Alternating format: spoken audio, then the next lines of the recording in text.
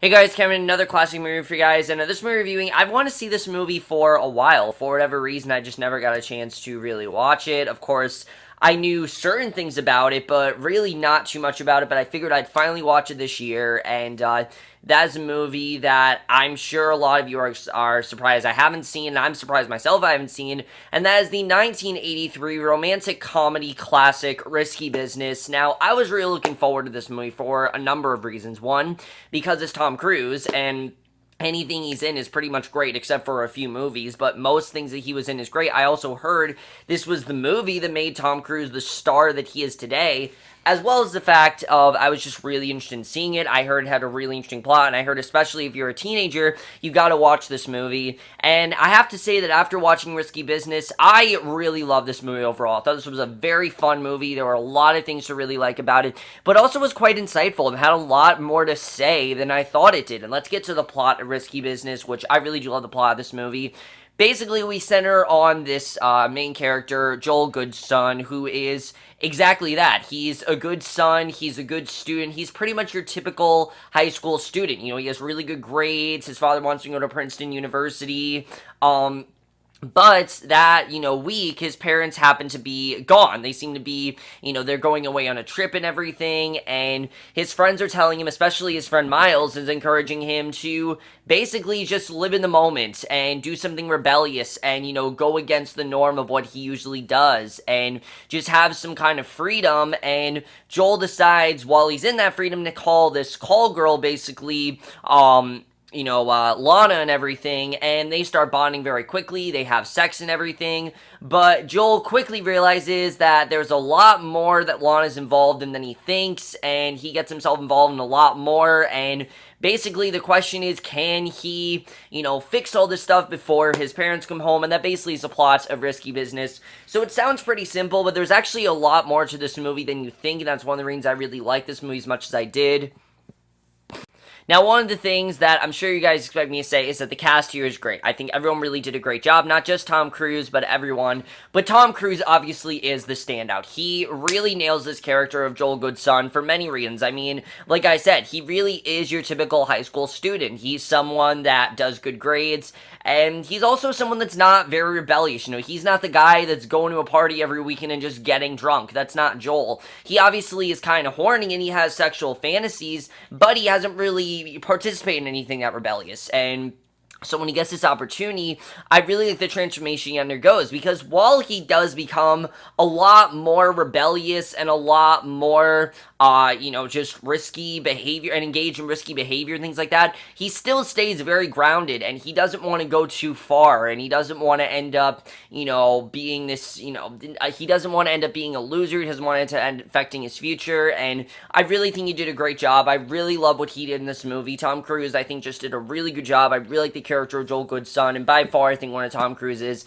best performances. He also narrates the movie. Some people have said they get Ferris Bueller vibes, and I definitely did see that, but basically, here's the best comparison. This is Ferris Bueller if Ferris Bueller was rated R. That's the best way to compare it. I think he definitely did a very good job. Who surprised me the most, though, was Rebecca de Mornay as Lana, because you have a character here who is a prostitute, and I was thinking that because they have someone like a prostitute, they're not going to get that great of an actress, but no, I really think she did a great job here. She really was fantastic, and one of the things I love about Lana is that she's not just this girl that you're going to have a one-night stand with. He actually wants a genuine connection with her. He starts to bond with her, they start to actually get very close, and they form a genuine relationship, and I really like that, and you kind of see that Lana is a little bit more grounded than the other, prostitutes that Joel comes in contact with, but she also obviously has this life. She is a prostitute, she has some people after her, she has people she's working for, and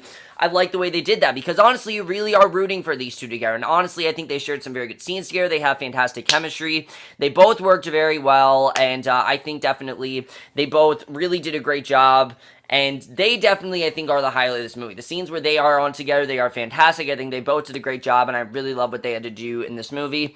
And then the other characters in the movie, like Joe Pantoliano as Guido, I think that's how you pronounce his name, I'm not really sure, or Richard Macer as Rutherford. and even Shara Danzy as Vicky, and as well as Joel's friends. I thought really everyone did a really good job here. Thing is with Guido's character though is that you kind of suspect that something definitely is going on with Lana and Guido. Even though Lana is hanging out with Joel, you don't really know if she's really good or not. You don't really know if this is really genuine or if this is just her trying to get money, because the movie really does get into that a little bit, is what a prostitute has to go through, and is, this connection really real, or is it just manufactured? And I thought they did a really good job with that. I thought everyone really did a great job in the acting department. As good as the acting is, though, I think the thing that really makes this movie is Paul Brickman. Everything that he did here is fantastic in his directing and the screenplay.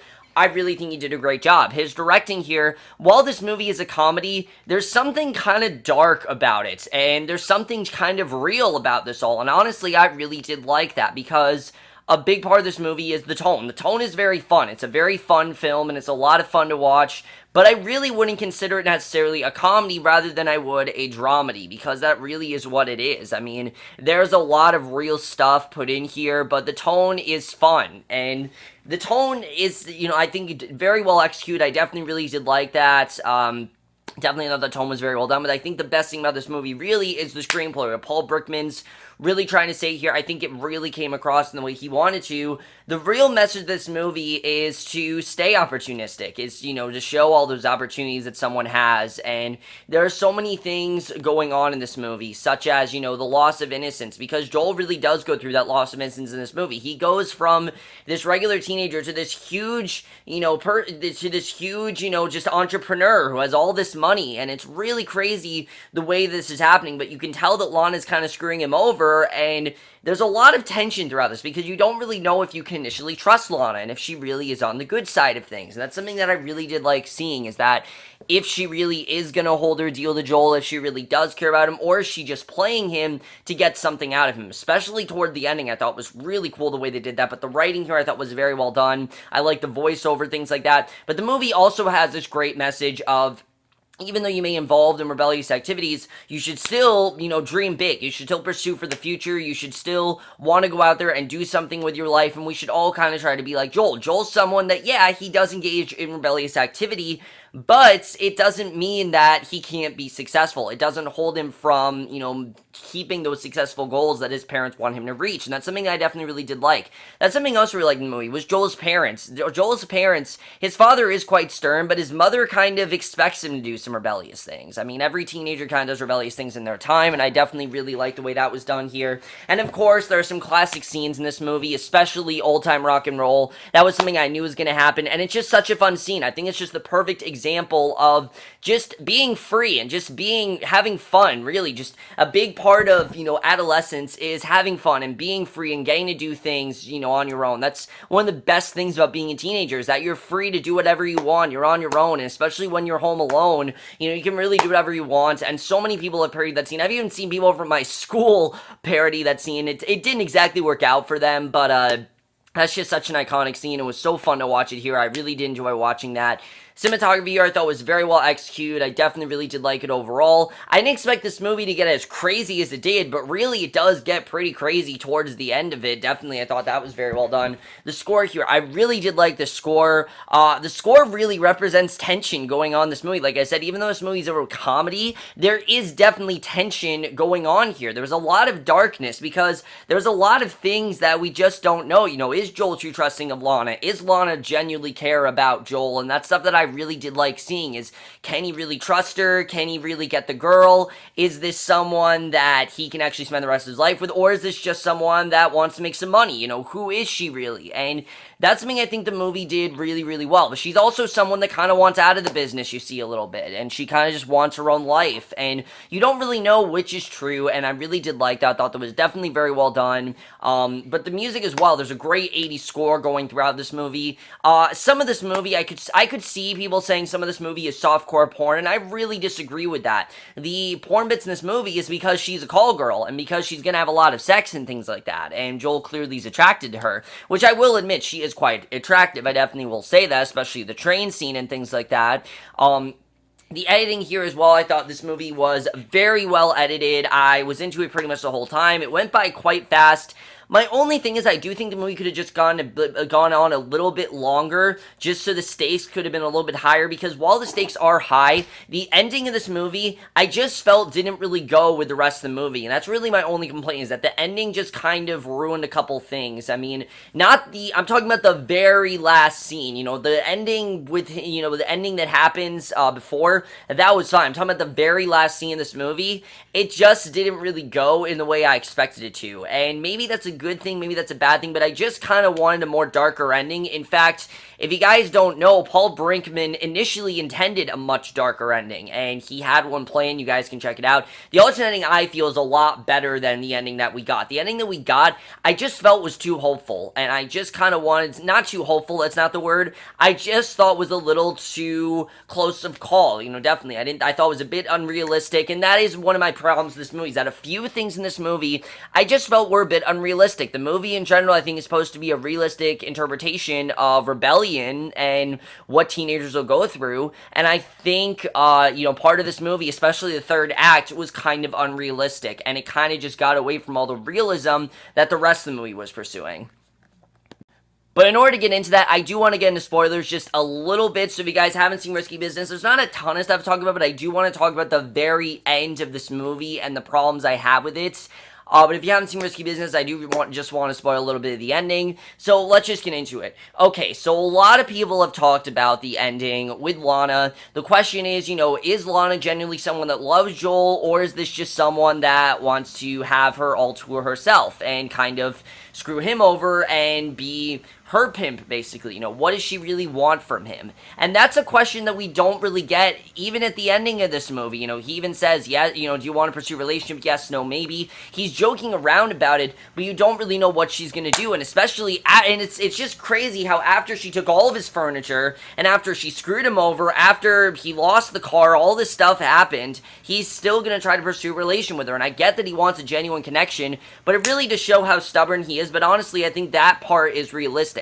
And the thing with him getting into college, that's fine. My problem with the movie is the ending. I just thought the ending was a bit too close of a call, and I kind of like the alternate ending where it's a bit more left up in the air, where basically we see, Joel and Lana, they're desperate. They're desperate. They want to try to pursue a relationship, and it's just not really working out in the way they want it to. And you can tell that even though these two want to be together, they can't really after everything she's done. And I just thought the original ending just kind of made things just a little too hopeful. Because honestly, I don't really think after everything they've been through that there's any way that Joel and Lana could have an actual future together. Lana's always going to be involved with this business. Lana's always going to be pursuing prostitution. And that's something she's not going to be able to get out of. Because Guido and people like that are always going to be coming after people like Joel. And that's something that Joel, I don't think, is ready to face. So that part of the movie, I think, just was a little too close of a call, and that kind of ruined some of the movie for me. But that's really my only complaint, and I just really want to talk about it a little bit because I want to get more in depth with what I really had a problem with, because I just want you guys to know, I didn't have a problem with him getting into college. I had a problem with the very end of them kind of making us think that Joel and Lana have a genuine future together, because I honestly believe that they don't. Overall, guys, Risky Business is a very fun movie. I really enjoyed it overall. It's a lot better than I thought it was going to be. Not that I didn't think it was going to be good, but I thought this was going to be kind of just an average, romantic comedy. It had a lot more to say than I did. It's very realistic at points. It has some great messages, like I said, about the future, but also about living in the moment. And I think it's also the perfect example of loss of innocence. Someone who is so innocent and then does all these things and turn them not as innocent, and they can't ever come back from that. That's something I thought the movie did very well. And while it does falter bits in the third act, I'm still going to give Risky Business a 4.5 out of 5 or an A-, mainly because I really enjoyed this movie for the most part. I thought it was very well done. I thought it was very realistic, a lot better than I thought it was going to be. And the third act withstanding, overall, I think this is probably one of the most realistic interpretations of teenage rebellion that you could see. And especially if you are a teenager, you have to watch this movie at least once in your life.